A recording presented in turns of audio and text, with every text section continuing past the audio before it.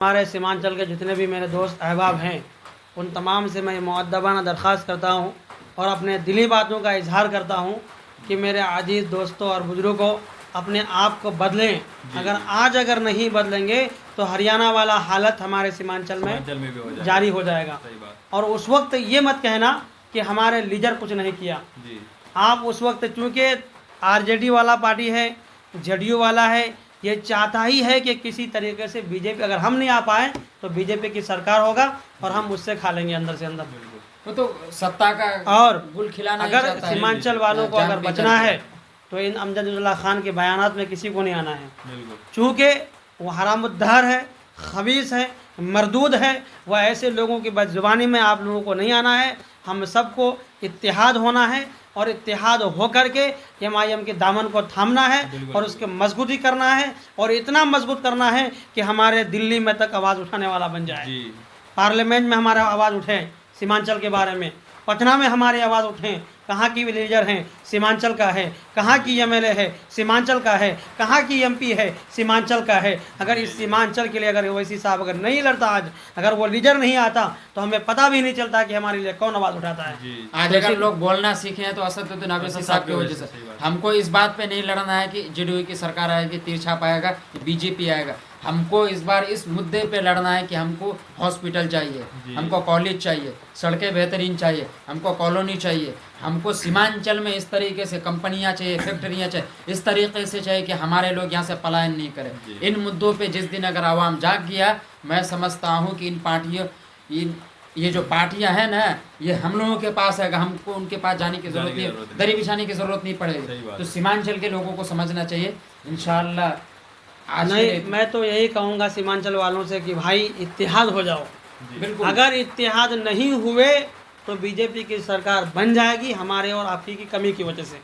इसलिए हम सब एक इत्तेहाद कर लीजिए, हम सब अपने गिरेबान में झांक करके देख लीजिए कि नहीं, हमको जिस तरीके से भी हो अपनी पूरी एड़ी चोटी की ताकत लगा करके और अपने रिश्तेदारों को और अपने अहबाब को, तमाम लोगों को खून के ज़रिए से घुमाओ कि सिर्फ एक ही नियत कर लो कि हमको एमआईएम को देना है, चाहे इसके लिए जो करना है, जान देना पड़े तो जान देंगे, माल देना पड़े तो माल देंगे, अगर वक्त मांगे तो हम वक्त देंगे। अपने तमाम हिस्सेदारी के लिए, कोई गुलामी करने के लिए हम नहीं करेंगे। इसलिए कि हमारा पार्टी एमआईएम है और वो हमारे लिए हमें रहनुमाई किया है और इंशाअल्लाह मरते दम तक वो रहनुमाई करेगा मुसलमानों के लिए और तमाम हिंदू भाई के लिए और जितने भी हिंदुस्तान में लोग हैं, सारे लोगों के लिए, दलित हो, आदिवासी हो, निचले कुचले, ये ऋषि हो या जितने भी इस समाज में रहने वाले हों, पूरे हिंदुस्तान में वो एक अच्छे लीडर हैं। उनको अभी हम लोग जाने पहचाने नहीं हैं। अगर जिस दिन अगर उसको हकीकत को जान लेंगे उस दिन हम उसके पीछे दीवाने हो जाएंगे। इसीलिए मेरा तमाम सीमांचल वालों से कहना है, बल्कि पूरे बिहार वालों से कहना है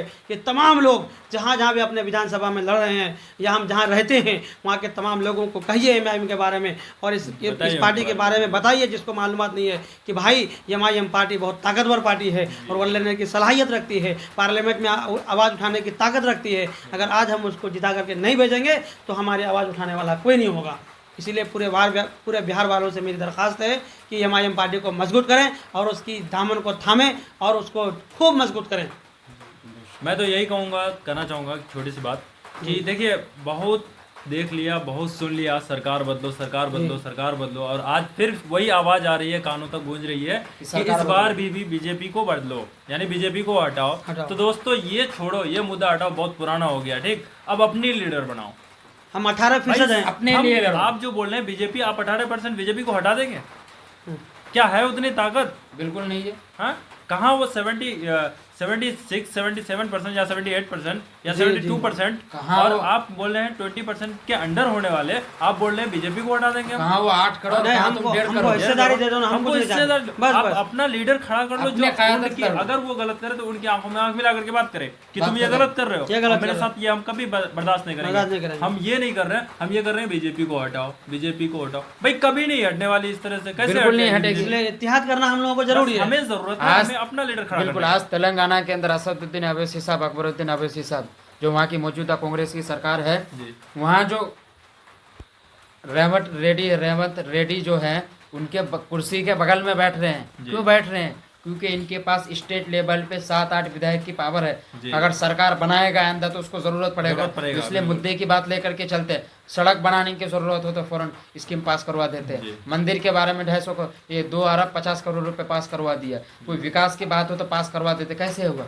ये सियासत में मजबूती की वजह से हुआ। जी। जब हम सियासत मजबूत करेंगे तो हमारी कैसे बात सुनेगा? अख्तर साहब अकेले हैं, उसके बाद पे इसलिए ध्यान नहीं देते कि कहाँ राजा भोग कहाँ गंगोतेली। जी जी तो यही मुद्दा हम लोग का। तो हम चलिए, लोगों ठीक को है, चाहिए आपकी बात है। हम अपने आप को मजबूत करें। बिल्कुल बिल्कुल। तो अब लास्ट में कुछ बोल दीजिए, इसके बाद बात खत्म हो लास्ट जाएगी में तो मैं इंशाल्लाह। यही कहूँगा कि जितनी सारी बातें आप लोगों ने सुनी, और बहुत बहुत शुक्रिया आप लोग का यहाँ तक सुनने के लिए। तो मैं इतना ही कहूँगा, देखिए आप लोग भाई बोलो यार, समझाओ, जो नहीं समझ रहे हैं उनको समझाओ, बताओ उनको MIM क्या चीज़ है उनके बारे में बताओ, और वो आपकी हक की लड़ाई लड़ कम रही से है, कम शेयर उनको करो। बताओ। अगर इतना भी नहीं कर सकते हो ना, शेयर तो करो दबा वीडियो करके। शेयर करो, कमेंट ज्यादा करो, लोगों को तक भेजो। मोटिवेट मिले, ये नसीहत वीडियो से मिले। तो पता चलेगा कि नहीं भाई ये MIM क्या चीज़ है, या फिर MIM को क्यों सपोर्ट करना चाहिए, क्यों उनको वोट करनी चाहिए। ठीक है, तो शेयर करो वीडियोस को ज़्यादा से ज़्यादा। खूब शेयर करो, लोगों तक कंजूसी पहुंचाइए। मत कीजिए इसमें। जी।